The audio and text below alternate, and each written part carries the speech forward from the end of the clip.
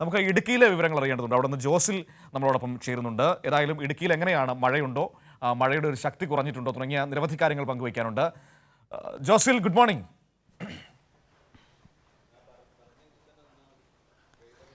Manu, good morning.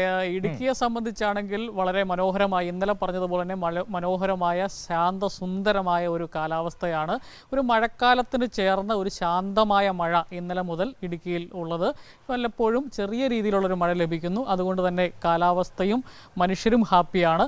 അതുകൊണ്ട് തന്നെ ജില്ലാ ഭരണകൂടം ഏർപ്പെടുത്തിയിരുന്ന എല്ലാ നിരോധനങ്ങളും ഇപ്പോൾ പിൻവലിച്ചിരിക്കുകയാണ്. രാത്രികാല യാത്ര നിരോധനം പിൻവലിച്ചു. അതുപോലെ തന്നെ വിനോദസഞ്ചാരങ്ങളിലെ നിയന്ത്രണം പിൻവലിച്ചു. ഇപ്പോൾ നിലവിൽ 2 ദുരിതാശ്വാസ ക്യാമ്പുകളാണ് നേരത്തെ തുടങ്ങിയത്, പ്രവർത്തിച്ചുകൊണ്ടിരിക്കുന്നത്. ഇപ്പോൾ രാവിലെ നമ്മൾ വിളിക്കുമ്പോൾ പറയുന്നത് ഇപ്പോൾ ഈ രീതിയിലാണ് കാലാവസ്ഥ പോകുന്നതെങ്കിൽ ആ ദുരിതാശ്വാസ ക്യാമ്പുകളും പിരിച്ചുവിടാനാണ് ഇന്ന് സാധ്യത.